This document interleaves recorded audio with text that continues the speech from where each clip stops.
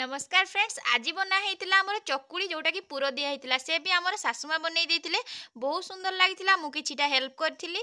तो प्रथम मुझे कौन कर अल्प किसी बिरी को देती गोटे गिना बिरी रे 3 गिना मु अरुआ चाउल बतुरई देती मुझे कम कर बास से बतुरई रखी माँ थे ग्राइंडिंग कर भलसे धुई धुआ कि पूरा फ्रेश भाव रखी तो आपण मैंने जानते तो आमर 12 मासरे 13टी पर्व होता है। तो से घरे घरे तो नड़िया निहाती पिटा होता है।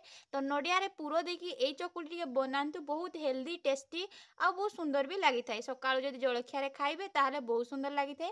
आप निहाती घरे ट्राए करेंगे आ मते कमेंट माध्यम जनइबे केमती लगला चकुलीटा। तो देखंतु एमती नॉर्मली जेमती आमे चकुली बनाऊ से परिका टिके आमे बनै नेबा।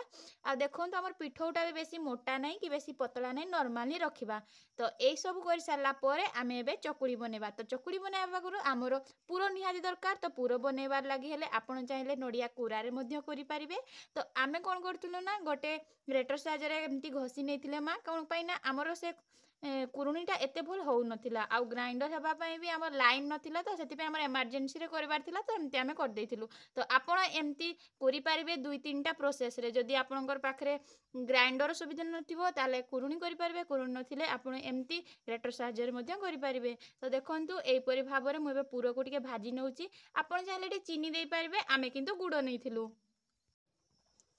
गुड़टा को टिके आमे भाजी देबा भलसे टिके फ्राई हो सारा परे फ्राई माने टिके नॉर्मल हल्का पानी देके टिके एमती चलै नेबा।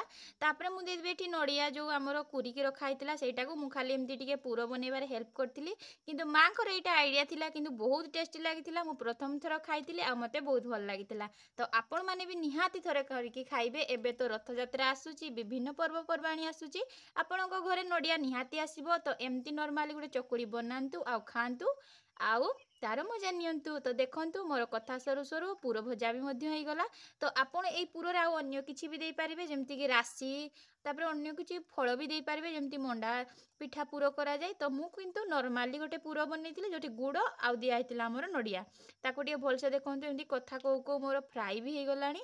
तो हमर फाइनली रेडी हो जाईची पुर। एबे मु ए पुरटा को साइड रखी दउची टिके ठंडा हबा पई मध्य छाडी देबी। तो आपण गरम गरम भी देई परिबे किंतु टिके ठंडा हेले भले हिताय हाथ रे धरिबा पई सुविधा हिताय। सेतिकी कर सारा पर मोर काम सरीगला। एबे माँ बनई चकुड़ी चकुड़ीटा को एमती पूरा बड़ से बनई देइथिले।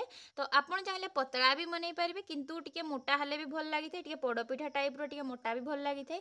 चाहिले आपण पतला भी बनई पारिबे। तो देखंतु एबे केमती पुरो गुडा को मां दे दोचंती। तो टिके ठंडा हबार फायदा एइटा जे आपण माने चाहिले धरिकी भी एमती देई पारिबे। आउ जदी गरम थिबो हाथ रे पुड़ी जिवो ना। तो एमती आस्ते आस्ते सब आडे टिके खेळी देबे।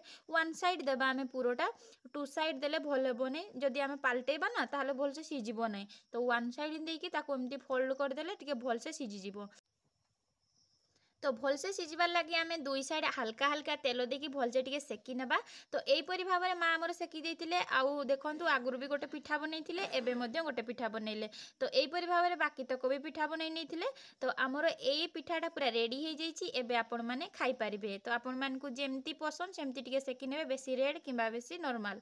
तो देखंतु एबे मु जाइकी बाडीरे बसकी खाई देइतिली। एमती पाग थिला पूरा वर्षा वर्षा टिके हल्का हल्का। तो बाडीरे मते इच्छा हला खाइबा पई।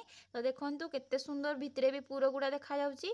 आ मु सेठी बसिकिरी पिठा गोटे को खाई देइथिली। तो पिठाटा देखंतु खाइबा माने केते टेस्टी लागिला। पूरा गुडो गुडो सेपटे से नड़ियार फ्लेवर बोरे आडे आछी हमर बिरी आडे आछी चकुड़ी माने पूरा रिमिक्स हो जाइछि। बढ़िया लागुथिला। आ आपण माने एटा निहाती ट्राई करिवे। आ वीडियोटी भल लागिले कमेंट निहाती करिवे।